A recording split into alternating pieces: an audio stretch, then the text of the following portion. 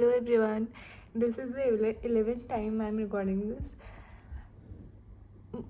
हद से ज़्यादा कॉन्शियस हो जाती हूँ अपनी आवाज़ सुनकर. अगर आपको ऐसा लग रहा है कि मैं रो रही हूँ, मेरी आवाज़ से ऐसा लग रहा है, तो ऐसा नहीं है. I have just been unwell from the past few days, तो इस वजह से आवाज़ ऐसी हो रखी है. आज मैं अपनी ज़िंदगी का अनदर रैंट वीडियो लेकर आई हूँ. Because I really don't no कि मैं किस पर वीडियो बना सकती हूँ और या कौन सा what should be my niche if I want to make videos. I really don't know. If you can suggest me some, so I'll be grateful. तो आज मैं रैंट करना चाहती हूँ about myself. I don't consider myself as a great friend to everybody. मैंने हमेशा बचपन से 2-3 फ्रेंड्स ही रखे हैं जो फ्रेंडशिप आज तक चल रही है. स्कूल में भी मेरी सिर्फ एक ही अच्छी दोस्त थी और वो आज भी we are like sisters.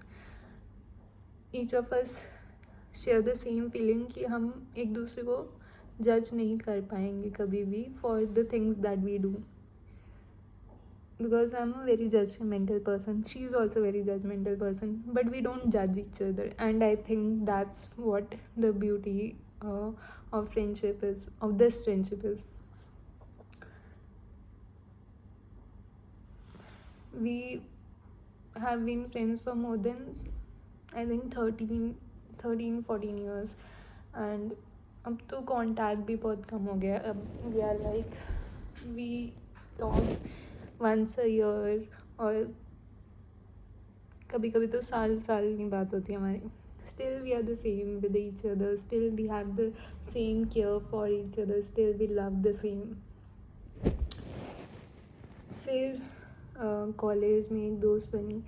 College में एक्चुअली एक दोस्त बनी and she was friends for 5 years. She was friends with me for 5 years. अगर मेरी इंग्लिश ऊपर नीचे हो जाए तो कृपया माफ़ करें, because English is clearly not my first language and neither is Hindi, neither is Punjabi. Because मैं जिस एरिया से बिलोंग करती हूँ, अगर कोई पंजाब से है तो दे वुड नो कि पंजाब में माजा मालवा दुआबा. तो I belong to Puadh reason, जहाँ पुआधी बोली जाती है, which is a mixture of Punjabi plus Hindi. तो ना हम सही मतलब अच्छी पंजाबी बोलते हैं, ना अच्छी हिंदी बोलते हैं. तो हम सब हमारी language is a mixture of everything. So coming back to the topic of friends, I had a friend of 5 years. I literally cared for her very much. जब भी उसको बुखार होता था मैं उसके पट्टियाँ करती थी. मतलब गिनाना नहीं चाहिए, but how she broke my heart lives with me even after I think 3-4 years. I did everything for her. I am a very overprotective friend and I am a over possessive person as well. कि आप मेरे हो तो I'll give 100%, more than 100% to make you the best version of your self. अगर मतलब मैं खुद को इतना मोटिवेट नहीं कर पाती हूँ बट मैं दूसरे को कर पाती हूँ. It's just a talent I have. तो उस लड़की की मैंने इतनी किया कि और उसे सुबह उठ के चाय पिलाती थी ताकि वो क्लास ना मिस कर दे, because she was a very lazy person. She couldn't get up early and तब भी उसके लिए सब कुछ करती थी. And in the end she misunderstood that I'm not talking to her or I'm ignoring her because of a guy. जबकि my father was very sick at that time और मेरी सारी एनर्जी उनकी केयर में चली जाती थी. Also I had my UPSC exam first attempt at that time. उसने एक बार भी नहीं सोचा. उसने मुझे rude, moody, tone deaf, inconsiderate, मतलब ये वर्ड्स आज तक मेरे कानों में गूंजते हैं. यार एक बार पूछ लेती, 2 दिन ठहर जाती, मेरे एग्ज़ाम से 2 दिन पहले सुनाने की कोई वजह नहीं थी. I knew she was going through a tough time as well. मैंने उसे वो ग्रेस दिया कि हाँ कोई बात नहीं, तू रिएक्ट कर रही है, I know you are going through a good time. उसका नीट पीजी का रिज़ल्ट आ रखा था and it was not up to the par. तो इट ब्रोक हर. मैं लोगों को फ़ोन करती थी कि यार उससे बात कर लो because I am not good with my words and you are, so please talk to her, I am very worried for her. मैं इतने कॉल्स किए, I am not a call person, सबको कॉल करके कहती थी कि उससे बात कर लो प्लीज़, उससे बात कर लो. और मेरे टाइम पर घंटा किसी को कुछ फ़र्क नहीं पड़ा. और जस्ट बिकॉज शी थॉट कि मैं उसे इग्नोर कर रही हूँ, जबकि मेरी एनर्जी बहुत लो रहती थी, मैं खुद थोड़ा पढ़ाई पे फोकस करती थी, आधे से ज़्यादा टाइम अपने फादर की हेल्थ पे. फिर भी उसने मुझे इतना सब सुना दिया. उसके बाद मैंने ही माफ़िया मांगी उससे. उसके बाद वो बात वहाँ का, तब भी उसने, I don't think she ever forgive me, और even if she did she never showed it. कि she has a very blank face, you can never read what she is actually feeling. तो उसने मतलब 2 साल बाद मेरे साथ ऐसी कोई ऐसी चीज़ हुई जिसने मुझे बिल्कुल ही हिला के रख दिया था. I am in severe trauma because of that. और उस टाइम उसने वो बात ऐसे ही इग्नोर की. Even when I didn't want to tell her, but मैंने सोचा कि यार अगर रिकंसाइलेशन हुई है, अगर दोस्ती थोड़ी बहुत ही बची है, so let me tell her कि दोबारा मिसअंडरस्टैंडिंग ना हो. और उसने उस टाइम ऐसे इग्नोर किया कि तो मतलब this was the first heartbreak. But at the same time we were a group of 7 friends, 7 people. तो उसमें एक लड़की है जिसका मुझे इतना और अट्रैक्ट करता था ना. She was the first person जिसने मुझसे पूछा था कि आर यू ओके, क्या हुआ है, प्लीज़ टेल मी.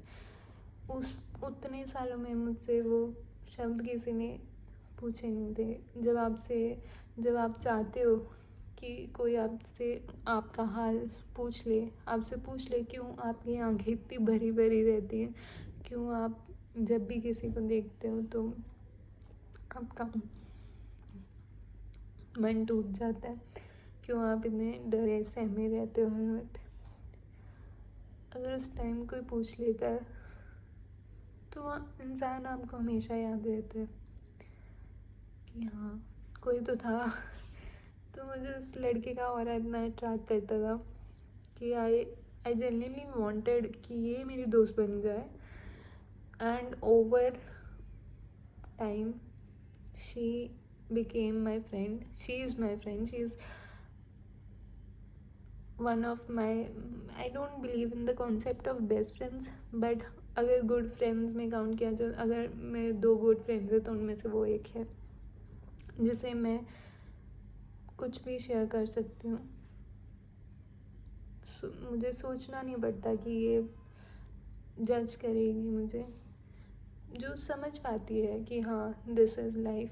एंड वो आगे से मुझे लाइफ के बारे में बहुत अच्छी चीज़ें भी सिखाती हैं, मैं भी उससे सीखती भी हूँ.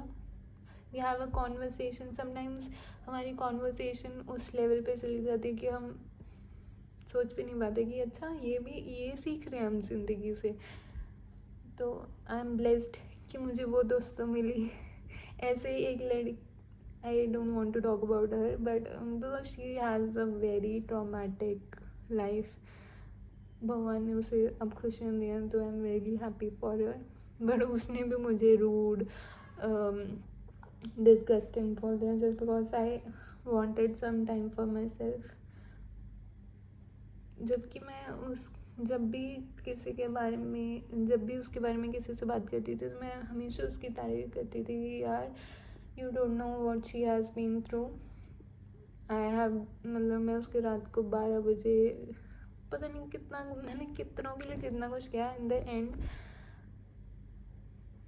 ऑल आई हर्ड वॉज कि ये तो रूड है, ये मूडी है. This was the story of my friendships and I have reach the state कि अब मुझे नए फ्रेंड्स बनाना अच्छा भी नहीं लगता, क्योंकि कौन इतना एफर्ट्स डाले, कौन एक दूसरे को जाने पहचाने. फिर आप जब अपनी वल्नरेबिलिटी वल्नरेबिलिटी जो ये शेयर करना चाहो, तो इंसान आपके साथ ना हो तो बहुत बुरा लगता है. तो जो है वही काफ़ी है, आगे का देखा जाएगा.